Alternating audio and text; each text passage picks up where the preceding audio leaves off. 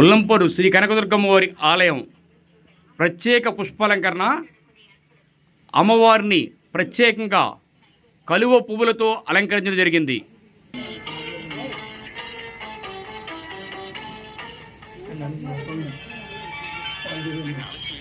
శుక్రవారం నాడు అమ్మవారిని దర్శించండి, తరించండి.